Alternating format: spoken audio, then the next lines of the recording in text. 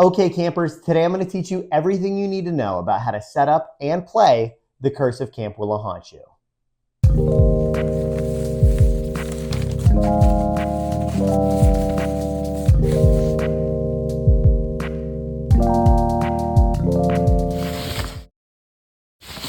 During its last summer in 1966, tragedy struck the quiet campground of Camp Wila-Haunchoo. A group of kids went missing while searching for a witch that was said to live on Wila-Haunchoo Mountain. Many years later, hikers stumbled upon their skeletal remains, but all of their skulls were gone. Legends say the witch murdered the children, buried their skulls beneath Camp Wila-Haunchoo, and forever cursed the campground. Now recently reopened, you and your friends are the first to return to these haunted grounds. But will you survive the curse of Camp Wila-Haunchoo? The Curse of Camp Wila-Haunchoo is a hidden role party game designed for 6 to 12 players. At the start of the game, everyone will be secretly assigned a role card. Most players will become campers, but a couple unlucky players will become cursed. During the game, players will take turns drawing and playing action cards. These cards consist of different items or even weapons that you'll gather from around the campground. But it's up to the campers to find and eliminate every last cursed. But be warned, there's no telling which of your friends are cursed. To set up, we'll start by removing any cards that we're not going to need during this game. You'll notice that some cards display a player count just under the title of the card. You'll need to remove any of these cards that show a player count that's higher than the number of players. For example, you would only include this card if you're playing with 8 or more players. For this video, I'll only be setting up a 6-player game so I can return any marked cards back to the box. Next, separate the role cards and the action cards to form 2 decks. You'll also notice 10 double-sided reference cards that are really helpful when first learning the game, but for this video, I'll be returning these to the box as well. Shuffle the role cards and then deal one of these to each player. Each player can now secretly view their role card before returning it back face down in front of themselves. Next, take the action cards and find a card called Cursed Ritual. You can take this card out of the deck and set it to the side. It'll be used later in the game. Then, shuffle all the action cards together and deal 2 cards to each player. This will form each player's starting hand.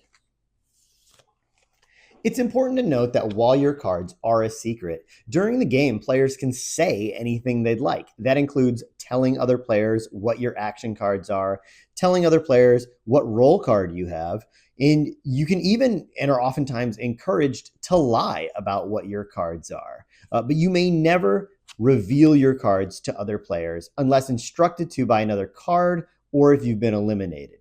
Doing so in this way would be against the rules and considered cheating. You can set the remaining action cards in the center of the table, leaving room for a discard pile.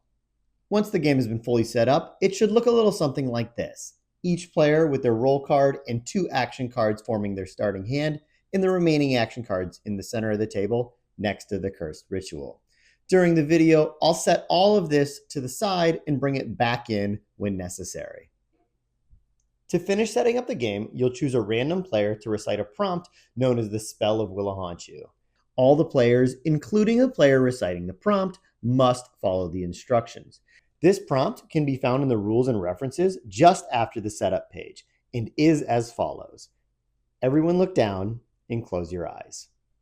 Only the cursed players look up. Cursed players look back down.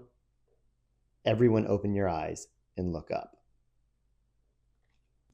During the game, the campers will outnumber the cursed. However, thanks to the Spell of Wila-Haunchoo, the cursed players will now secretly know everyone's role, giving them an advantage. So when you're looking up as a cursed player, be sure to look around the table for the other cursed. A simple nod or a wink is enough to let that player know, I'm on your team. And finally, choose a starting player. The starting player is the person who has most recently been possessed by an evil witch's spirit, or just randomly choose someone.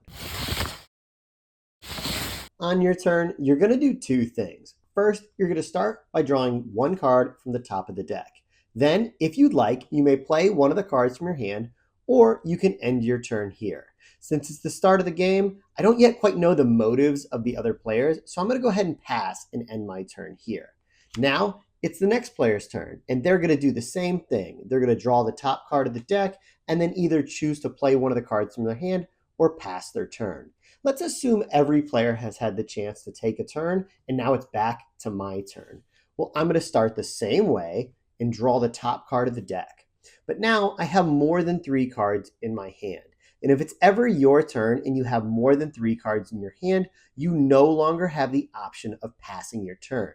Instead, you must play a card, even if you don't want to.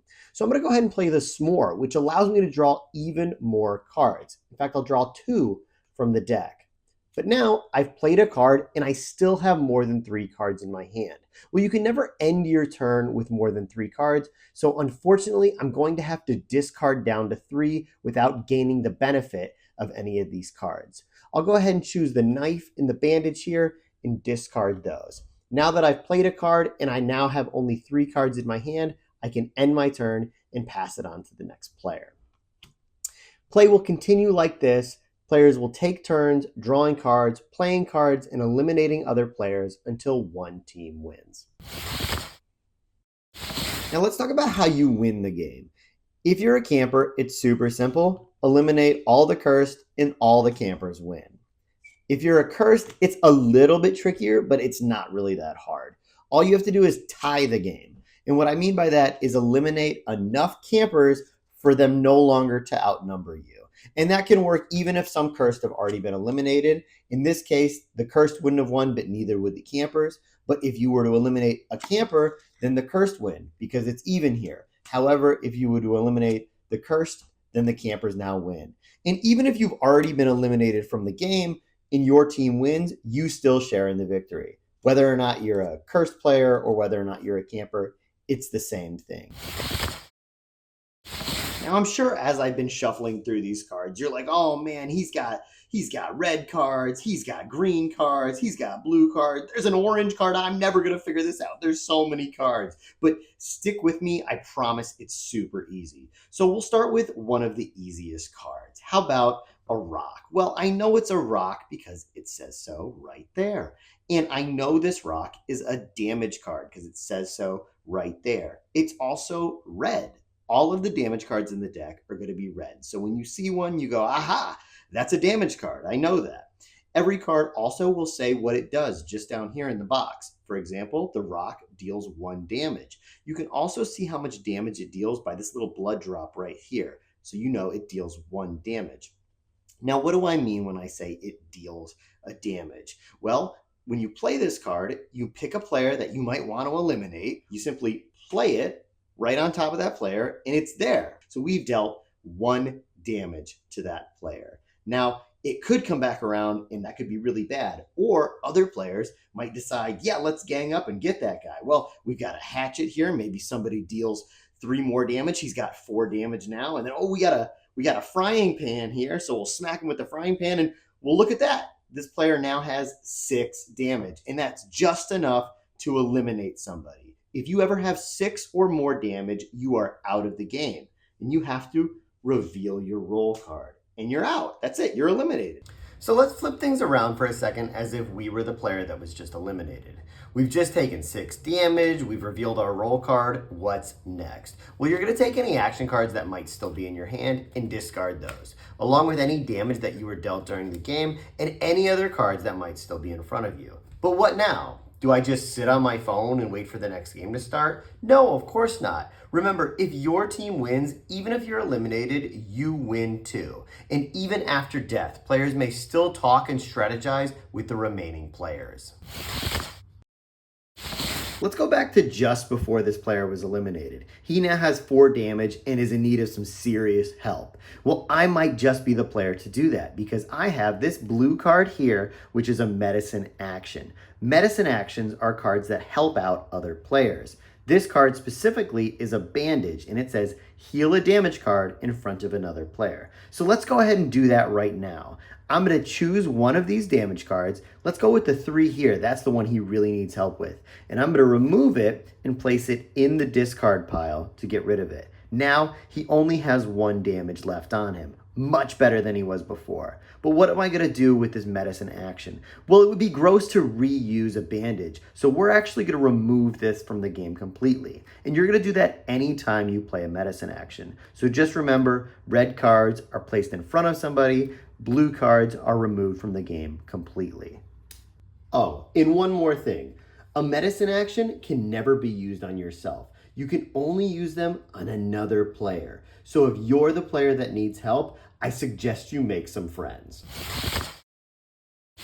The next type of cards I want to talk about are these yellow cards here. They're called basic actions, and they're just that. They're basic. They do simple things. For example, the compass will reverse the direction of play. The fishing pole will let you steal a random card from another player's hand, or you got the energy bar that lets you play more cards. Now, unless the card says otherwise, when you play basic actions, they're simply discarded to the discard pile.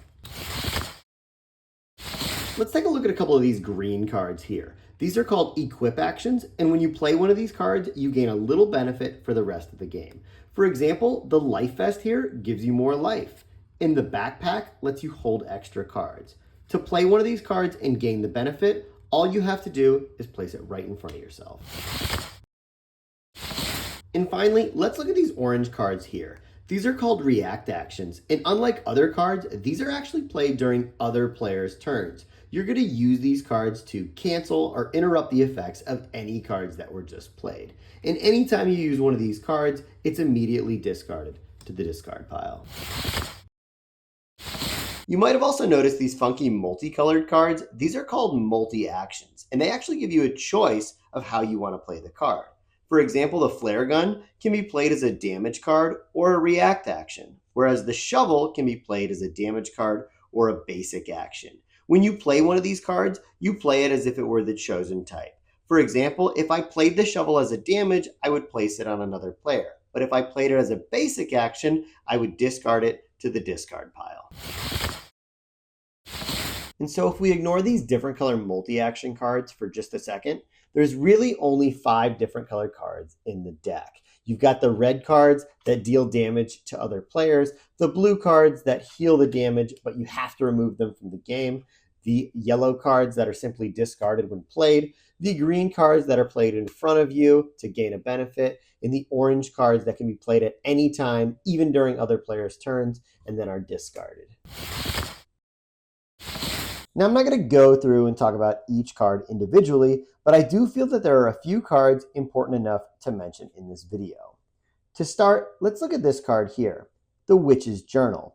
Well, it's an equip action, so we know to play this card, all we have to do is place it right in front of ourselves. But if at the start of our next turn, the Witch's Journal is still equipped, we would remove it from the game and add Cursed Ritual to our hand. Remember, this is the card that we set aside during the setup of the game. But it's arguably one of the most important cards because it's the only card that can force another player to reveal their role. Let's go ahead and use Curse Ritual on this player here. When played, that player will reveal their role, and then one of 2 things will happen. If they're a camper, that player will be dealt 4 permanent damage. This damage cannot be healed and will remain here for the rest of the game. I like to tuck underneath the player's role card like this to emphasize the effect. However, if the player revealed ended up being cursed, they are not dealt the 4 damage. After all, cursed magic wouldn't hurt a cursed player. Instead, they can tuck it under their role card like this to show that they've been revealed but did not take the damage. And lastly, since the card is a special action, if it would ever be discarded, you remove it from the game instead. The next card I want to talk about is the Walkie Talkie. You see, unlike most cards, there are actually 2 Walkie Talkies in the deck. And that's because if you're the only player with a Walkie Talkie equipped, it does nothing. However, as soon as the second Walkie Talkie is equipped by another player, you may secretly view each other's role cards. Now, you won't be able to show this role card to any other players, but there's nothing stopping you from saying what you saw. For example, if you're a camper and the other player is a cursed, you might want to do your best to convince the other players of this, because more than likely, that player is going to be saying the same thing about you. The last cards I want to talk about are the shotgun and the shotgun shells. First, let's look at the shotgun shells. This is the highest damage card in the game, dealing a whopping 6 damage, which is enough to eliminate a player with this single card. However, there's a catch. You can only play the shotgun shells if you already have the shotgun equipped. But keep in mind, you have to play each of these cards individually.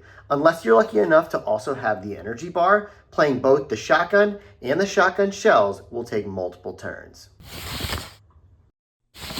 And that's everything you need to know in order to play the Curse of Camp Wila-Haunchoo. If you have any more questions, feel free to leave a comment down below and I'll get back as soon as I can. Or check out the website at Wila-Haunchoo.com. I'll leave a link in the description. There, you can find a complete list of all the cards and the online rulebook. You can even buy your own copy of the game. And if you're still watching the video, I just want to say thank you very much. The Curse of Camp Wila-Haunchoo has been a solo project of mine for many years, and I appreciate all the support. Thanks again.